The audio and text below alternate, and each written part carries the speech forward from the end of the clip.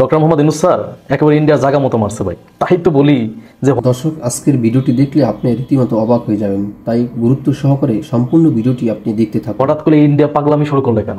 হঠাৎ করে কি এমন হয়ে গেল যে পাগলামি শুরু করলো? কিন্তু আজকে শুনে দেখলাম পাগলামির আসল রহস্য, যে কেন ইন্ডিয়া পাগলামি শুরু করলো। ভাই আমি পুরাই অবাক হয়ে গেছি। আপনারা তো খেয়াল করছেন, চিন্ময় কৃষ্ণ গ্রেপ্তার হওয়ার আগে রংপুরে বিশাল বড় একটা সমাবেশ করছিল, মনে আছে আপনাদের? হ্যাঁ, দেখেন তো, গ্রেপ্তার হওয়ার আগে কিন্তু রংপুরে একটা সমাবেশ করছিল। রংপুরে সমাবেশটা কেন করলো এইগুলা ভাই জানতে হইলে আগে শুনে নেন বলি। রংপুরে সমাবেশ করার পিছনে কারণ আছে ভাই। বাংলাদেশে ব্রিটিশরা 1931 সালে একটা বিমান ঘাঁটি করছিল। সেটা হচ্ছে এশিয়া মহাদেশের দ্বিতীয় বৃহত্তম বিমান ঘাঁটি। সেটা বাংলাদেশের ভিতরে লালমনিরহাটে। ওই যে ইন্ডিয়ার যে শিলিগুড়ি করিডোর আছে না, চিকেন নেক মানে টুনটুনি আর কি, একেবারে টুনটুনির মনে করেন যে 12 থেকে 15 কিলোমিটার দূরত্ব মাত্র সেই বিমান ঘাঁটির। এতদিন তো সেই বিমান ঘাঁটি বন্ধ ছিল। ডক্টর মোহাম্মদ ইউনূস স্যার এসেই সেই বিমান ঘাঁটি কার্যক্রম শুরু করছে, ওটা আবার চালু করবে, যেটা কিনা এশিয়া মহাদেশের দ্বিতীয় বৃহত্তম। চিন্তা করছেন? এইটাই তো ইন্ডিয়ার মাথা ব্যথার কারণ, যে তার শিলিগুড়ি করিডোরের সাথে কেন বিমান ঘাঁটি হবে?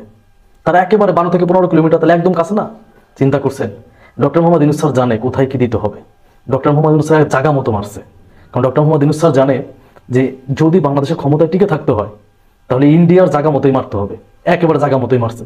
এই জন্য দেখেন সংখ্যালঘুদের দিয়ে তারা রংপুর আলাদা চায় ওই যেটার জন্য, আর চট্টগ্রাম আলাদা চায় চট্টগ্রাম বন্দরের জন্য। মহাবারী আবদার পাইছো? হ্যাঁ, ডক্টর মোহাম্মদ ইউনূস মানে সে হল ইন্টারন্যাশনাল খেলোয়াড়, বুঝেন নাই? সে তার মদিনা।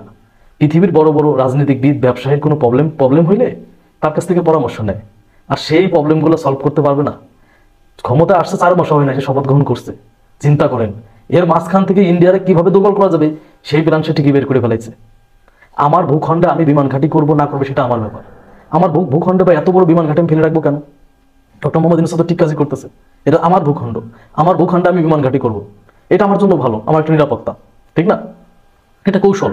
যদি আমি এটা করে রাখি এখানে, তাহলে ইন্ডিয়া বাংলাদেশের সাথে আঙ্গুল ঝোলায় কথা বলতে পারবে না, কারণ টুনটুনিতে আঘাত করে দেবো মাত্র 12 থেকে 15 কিলোমিটার দূরেই চিকেন নেক। মেন প্রবলেমই হয়েছে এটা। আজকে বুঝতে পারছি যে ইন্ডিয়া কেন পাগল হয়ে গেছে, একমাত্র এই জন্যই যে বিমান ঘাঁটি কেন চালু করবে। অলরেডি কার্যক্রম শুরু হয়েছে, অতি দ্রুতই চালু হবে এই লালমনিরহাটের বিমান ঘাঁটি। এটাই হচ্ছে ইন্ডিয়ার মাথা ব্যথার কারণ ভাই, সব থেকে বড় মাথা ব্যথার কারণ। এই জন্য মোদির ঘুম হারাম হয়ে গেছে, পুরো ইন্ডিয়ার ঘুম হারাম হয়ে গেছে। তো কি করবে? বাংলাদেশে বিশৃঙ্খলা সৃষ্টি করো, সংখ্যালঘু দিয়ে রংপুর আর চট্টগ্রাম আলাদা করো।